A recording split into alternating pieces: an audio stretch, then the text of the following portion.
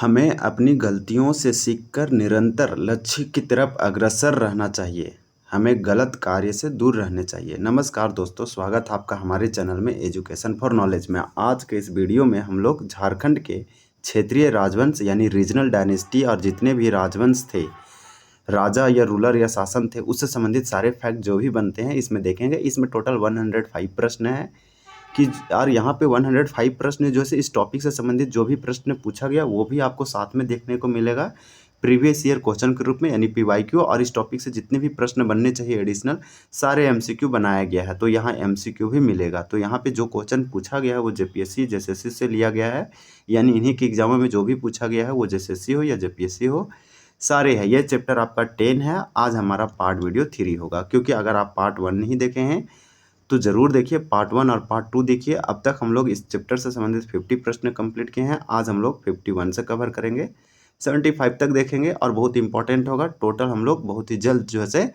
125 तक कंप्लीट कर देंगे और ये टॉपिक कंप्लीट होगा। यहाँ से 2026 का जब जेपीएससी का प्रीलिम्स या सिविल सर्विस का पीटी हुआ तो बहुत सारे क्वेश्चन पूछा गया, उसका बैकलॉग है या रेगुलर हो, सभी में पूछा गया। इस प्रकार से 2024 में जब हुआ तो उसमें भी पूछा गया, 21 में भी पूछा गया। और वो जेएसएससी का आप समझिए कि दरोगा का हो या कक्षपाल का जो भी एग्ज़ाम होगा वो आपका पूछा जाएगा। तो आप बिंदास होकर यहाँ पे इस चीज़ों को प्रैक्टिस कीजिए और रिवीजन कीजिए। ये बुक में बहुत ही अच्छे से क्वेश्चन दिया गया है, क्वेश्चन का लेवल अच्छा है। आपको तो कुछ क्वेश्चन ऐसे दिखा देंगे जो दूसरे बुक में नहीं मिलेगा और एग्जामों में पूछा गया डायरेक्टली इस बुक से है। तो चलिए वीडियो को स्टार्ट करते हैं। अगर आप ये सब नहीं देखे हैं तो ज़रूर देखिए जाके, क्योंकि ये सब हम लोग कंप्लीट कर चुके हैं। आज हम लोग 51 से कवर करेंगे। देखिए हमारा यहाँ पे 50 तक हो चुका था, लेकिन कुछ क्वेश्चन देखिए यहाँ पे 50 हमारा लास्ट का क्वेश्चन क्या था कि छोटा नागपुर पर शासन करने वाले नागवंशी शासकों में कौन शामिल है। तो छोटा नागवंशी, देखिए छोटा नागपुर पर शासन करने वाले नागवंशी शासकों में, तो नागवंशी शासक तो छत्रकर्ण भी था, विराट कर्ण और प्रतापकर्ण, ये तीनों नागवंशी शासक थे और तीनों जो है से शासन किए किस पे, तो नागवंशी राज्य पर। और ये नागवंशी छोटा नागपुर पर था ना, छोटा नागपुर में स्थापित एक क्षेत्रीय राजवंश था। तो यहाँ पे आंसर डी होगा। इस प्रकार से क्वेश्चन यहाँ पे दिए गए हैं। फिर देखिए, झारखंड के राजमहल होते हुए पेशवा बालाजी राव कहाँ गए थे, तो बंगाल गए थे। पेशवा बालाजी मराठा साम्राज्य का राजा या शासक है। उदयनाथ सिंह के शासन के समय विष्णु सिंह कहाँ के शासक थे, तो उदयनाथ सिंह के शासन के समय, तो उदयनाथ सिंह जब थे शासन कर रहे थे, राजा थे, उस समय विष्णु सिंह कहाँ के शासक थे, ये आपसे पूछा जा रहा है। तो 48 का यहाँ पे आपका राइट आंसर क्या हो जाएगा, आपको हम बता देते हैं। एक होगा रामगढ़, यानी कि जब उदयनाथ सिंह शासन में थे उस समय विष्णु सिंह रामगढ़ के शासक थे, राजा थे, ये भी याद रखिए। और चैतन्य महाप्रभु जो है वो यहाँ पे अपना जो है से विष्णु मत का प्रसार करने के लिए संथाल परगना तक भी आए थे। देखिए, तमाड़ के राजा ने खुखरागढ़ की घेराबंदी करके किस राजा को बंदी बनाया था, तो तमाड़ के राजा जो है से खुखरागढ़ को बंदी बनाया। खुखरागढ़ राजधानी था, कैपिटल था, इसी को बंदी बना लिया और फिर राजाओं को घेर लिया, राजा को भी बंदी बनाया। ये प्रतापकर्ण था आपका।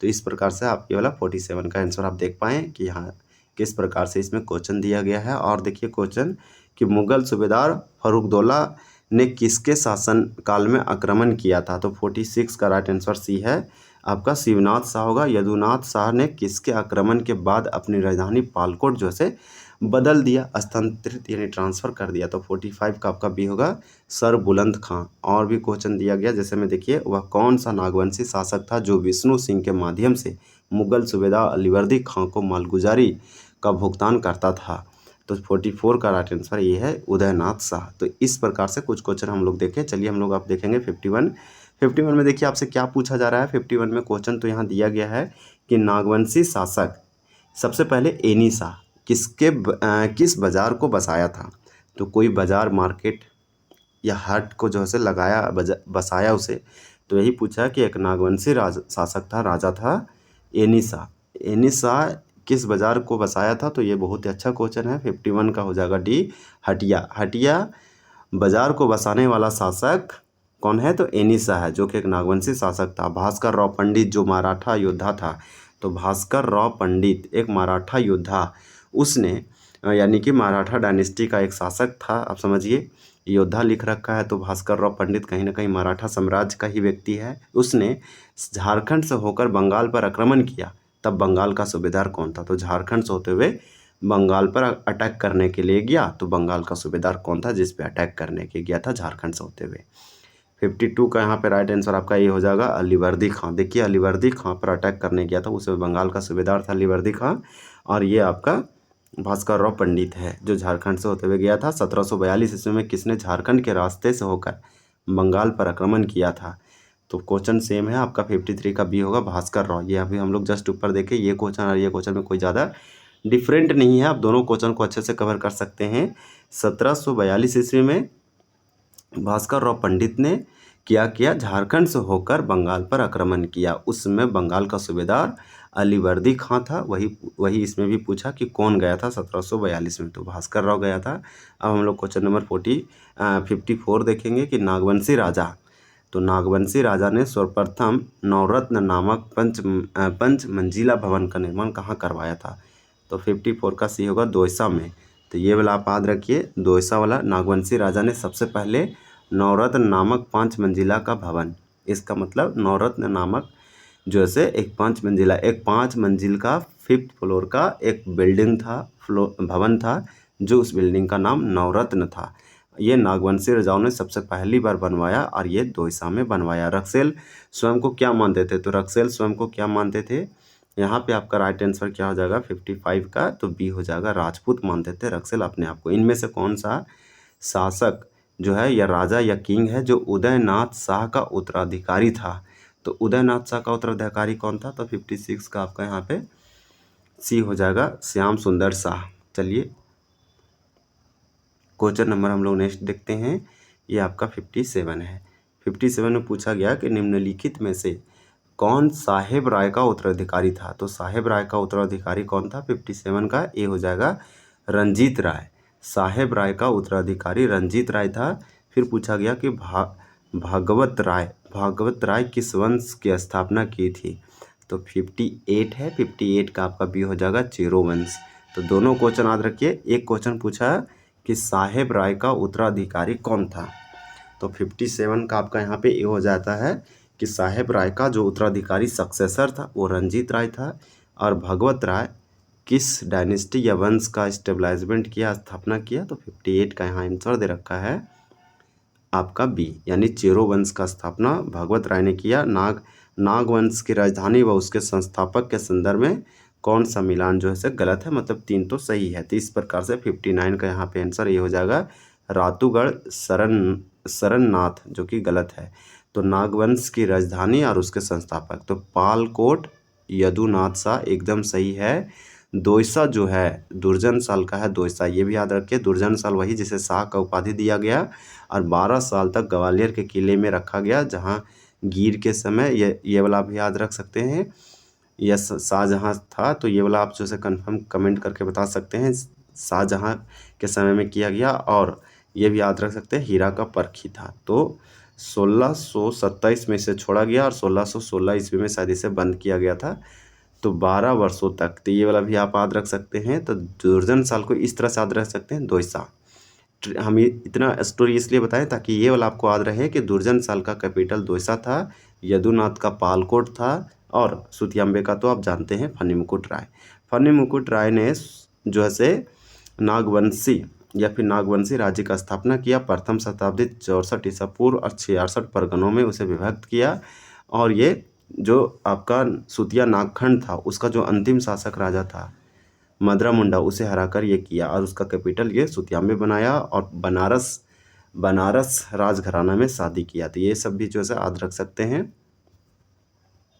अब आपका क्वेश्चन है 60 के उस शासक का नाम बताइए जिसने नागवंशी राज्य की राजधानी सुतियांबे से चुटिया जो है स्थानांतरित किया। ये 7 से 10th जेपीएससी में पूछा, पीटी 2021 में। तो ये देखिए 2021 के सिविल सर्विस पीटी या प्रीलिम्स में पूछा है ये वाला क्वेश्चन, जो कि इम्पोर्टेंट होगा। और यही क्वेश्चन 2024 में भी पूछा था। तो इस तरह से लगातार क्वेश्चन पूछे जाते हैं। तो उस शासक का नाम बताइए जिसने नागवंशी राज्य की राजधानी सुतियांबे फनी मुकुट राय का था और चुटिया तो प्रताप राय का था। तो यहाँ पे आपका हो जाएगा प्रताप राय। 60 का आंसर ये होगा, प्रताप राय ने सुतियांबे से चुटिया अपना कैपिटल चेंज कर दिया। और दोनों आप जानते हैं कि नागवंशी राजा हैं। पलामू में सबसे पहले किस क्षेत्रीय राजवंश ने शासन स्थापित किया था? तो पलामू में वो क्षेत्रीय राजवंश किसने था जो अपना शासन स्थापित किया? तो पलामू में शासन स्थापित करने वाला प्रथम क्षेत्रीय राजवंश 61 का सी होगा रक्सेल वंश। श्याम सुंदर शाह के शासन के दौरान मराठा योद्धा भास्कर राव पंडित ने झारखंड के रास्ते कहाँ आक्रमण किया था? तो बंगाल पर किया था। आपका 62 का यहाँ पे डी हो जाएगा। ये वाला क्वेश्चन फिर से रिपीट किया है और क्वेश्चन तो कुछ नहीं सेम ही है। अलावर्दी खां पे जो है से अटैक किया था, वो बंगाल का एक सूबेदार थे। दोसागढ़ से सतरंजी राजधानी निम्न में से किस नागवंशी शासक ने हस्तांतरित किया, ट्रांसफ़र या चेंज किया? तो दोसागढ़ कैपिटल था, दोसागढ़ से उठा के ले गया अपना राजधानी सुरक्षित के लिए, बचने के लिए सतरंजी। ऐसा करने वाला नागवंशी शासक राजा किंग कौन था? तो 63 का आपका यहाँ पे आंसर ये हो जाएगा एनी शाह। तो एनी शाह आप याद रखें। देखिए नेक्स्ट क्वेश्चन है कि 1740 ईस्वी में जैनुद्दीन खां बिहार के मुगल सूबेदार ने चेरो राजा जयकृष्ण राय पर कितने रुपये का वार्षिक मालगुजारी जो है से उसका निर्धारण किया था? 64 का आपका यहाँ पे डी हो जाएगा 5000। तो ये सिंपल है कि 1740 ईस्वी में, और देखिए आपको ये डेटा याद रखना है। तो ये वाला जो घटना पूछा हम लोग का, ये इसका जस्ट पहले है, ये 1742 का है, यानी कि 1742 का है। भास्कर राव पंडित मराठा योद्धा ये जो है से बंगाल पर अटैक करने किया, झारखंड के रास्ते से होते हुए, साहेबगंज या फिर संथाल परगना से होते हुए गया था। इस प्रकार से आप याद रख सकते हैं। तो यही पूछा कि 1740 में जैनुद्दीन खां बिहार का एक मुगल सूबेदार था, चेरो राजा जयकृष्ण, तो चेरो राजा कौन? जयकृष्ण पर कितने रुपये वार्षिक? तो 5000 जो से मालगुजारी का निर्धारण किया था। यह एक चेरो राजा था। तो ये भी याद रख सकते हैं। ये सब क्वेश्चन ज़्यादा इंपॉर्टेंट नहीं, लेकिन कुछ कुछ क्वेश्चन यहाँ से पूछे गए हैं क्षेत्रीय राजवंश से। रघुजी भोसले ने बंगाल पर आक्रमण करने के बाद किस क्षेत्र से होकर अपने राज्य वापस लौटा? तो देखिए रघुजी भोसले, हम लोग उस समय भास्कर राव पंडित पढ़ रहे थे, अब नया आया है रघुजी भोसले जो मराठा योद्धा था। ये बंगाल पर जब आक्रमण किया, आक्रमण करने के बाद जब ये अपने राज्य वापस लौट रहा था तो किस क्षेत्र से होकर लौटा था? 65 का आपका डी हो जाएगा मानभूम। तो मानभूम यहाँ पे थोड़ा सा यूनिक आया है। 1572 ईस्वी में निम्न में से किस वंश की स्थापना हुई थी? तो 1572 में किस वंश की स्थापना किया गया था या हुआ था? यहाँ पे 66 का आपका राइट आंसर क्या हो जाएगा? तो सी हो जाएगा चेरो वंश। याद रखिए कि 1572 में किस वंश की स्थापना? तो चेरो वंश का। अच्छा क्वेश्चन है कि चेरो वंश का स्थापना कब हुआ? 1572 में चेरो वंश का स्थापना हुआ। ये वाला याद रखिए। 66 का आंसर सी होगा। बिहार के मुगल सूबेदार फर्रुखदौला, तो ये फर्रुखदौला कुछ नहीं, बिहार का एक मुगल सूबेदार है। इसका मतलब ये हुआ कि फर्रुखदौला सूबेदार तो था, कहाँ का? बिहार का था, जो कि मुगल आदमी था। मुगल के राजाओं के द्वारा इसे नियुक्त किया गया था बिहार में। किस चेरो राजा पर जो है सालाना 5000 रुपये वसूल किया था? तो इस प्रकार से 5000 रुपये कर वसूल किया था। तो यहाँ पे 67 का सी हो जाएगा जयकृष्ण राय। ये वाला क्वेश्चन पहले भी आया था। देखिए ये क्वेश्चन है कि जमींदारी प्रथा का उन्मूलन किस नागवंशी शासक के समय में कर दिया गया था? तो जमींदारी प्रथा का उन्मूलन वो नागवंशी राजा कौन था, यह शासक कौन था जिसके समय इसको इंड कर दिया गया? उन्मूलन का मतलब इरेडिकेट कर देना जमींदारी प्रथा को। आपका 68 का आंसर डी होगा शरणनाथ शाह। शरणनाथ शाह ने जमींदारी प्रथा खत्म किया, जो कि इम्पोर्टेंट होगा। 69 देखिए क्वेश्चन नंबर इस बुक से कि 1743 ईस्वी में रघुजी भोसले ने बंगाल पर आक्रमण किया, जिसकी शिकायत अलीवर्दी खां ने किससे की थी? तो आप जानते हैं अलीवर्दी खां बंगाल का सूबेदार था और यही रघुजी भोसले ने बंगाल पर आक्रमण किया 1743 में। तो अलीवर्दी खां ने शिकायत किया, किससे किया? तो मराठा पेशवा से किया था। तो इस प्रकार से 69 का आपका यहाँ पे क्या हो जाएगा? डी हो जाएगा मराठा पेशवा से। मराठा पेशवा से शिकायत इसलिए किया क्योंकि रघुजी भोसले एक मराठा योद्धा थे। तो मराठा पेशवा से शिकायत किया अलीवर्दी खां ने। तो इस प्रकार से भी याद रख सकते हैं। ये सब क्वेश्चन इसलिए पढ़ना पड़ रहा है कि ये सब जो से आते जाते थे बंगाल पर झारखंड से होते हुए। बिहार के सूबेदार फर्रुखदौला, देखिए बिहार का जो सूबेदार था वो फर्रुखदौला किस चेरो राजा से कर वसूला किया था? तो कर वसूल किया था वो चेरो राजा कौन था? तो 70 का राइट आंसर आपका सी होगा जयकृष्ण राय। रंजीत राय ने रंजीत राय के कब्जे में टोरी परगना कब तक रहा? तो टोरी परगना जो कि अभी टोरी लातेहार में है, लाह के निर्यात के लिए जाना जाता है। 71 का राइट आंसर आपका ये हो जाएगा। लाह आप याद रखिए, जो कि झारखंड में पूरे भारत का सबसे अधिक इसका उत्पादन होता है। 71 का आंसर ये होगा 1722 ईस्वी। तो ये वाला डेट इसलिए याद रखिए क्योंकि 1722 तक रंजीत राय के कब्जे में टोरी परगना रहा। तो यही पूछा कब तक रहा था। चलिए नेक्स्ट क्वेश्चन देखते हैं। 72 में क्वेश्चन दिया गया है कि 1733 ईस्वी में बिहार का सूबेदार बनने के बाद अलीवर्दी खां, तो अलीवर्दी खां बिहार का सूबेदार बना। तो ये भी याद रखिए कब, 1733 ईस्वी में, यानी कि 1733 में 5000 रुपये सालाना मालगुजारी किस राजा से निर्धारित किया था? मतलब अलीवर्दी खां तो ताकतवर था क्योंकि ये झारखंड के जो क्षेत्रीय राजवंश थे उनसे कर लिया करता था। तो यही पूछा कि सालाना मालगुजारी किस राजा से निर्धारित किया? अलीवर्दी खां को जब नियुक्त किया गया बिहार का सूबेदार 1733 में। 72 का आपका यहाँ पे राइट आंसर डी हो जाएगा, चेरो राजा। फिर क्वेश्चन है कि जयकृष्ण राय ने किसकी हत्या करके पलामू राजा पर कब्जा कर लिया था? तो देखिए जयकृष्ण ने किसकी हत्या करा? तो सोचिए जयकृष्ण राय ने किसका हत्या कर दिया जिसपे पलामू राज्य पर कब्जा कर लिया? तो 73 का आपका यहाँ पे राइट आंसर सी हो जाएगा, रंजीत राय। यानी कि कृष्ण राय ने रंजीत राय को हत्या कर दिया, मार डाला और पलामू पर पूरा कब्जा कर लिया। पलामू राज्य को ही कब्जा कर लिया जो कि क्षेत्रीय राजवंश था। देखिए रंजीत राय ने मुगल सूबेदार सरबुलंद खां से किस क्षेत्र पर कब्जा कर लिया था? तो रंजीत राय ने मुगल सूबेदार सरबुलंद खां से किस क्षेत्र पर कब्जा कर लिया था? 74 का ए हो जाएगा, टोरी। तो ये भी याद रखिए, टोरी। और इसके शासन में कब तक रहा?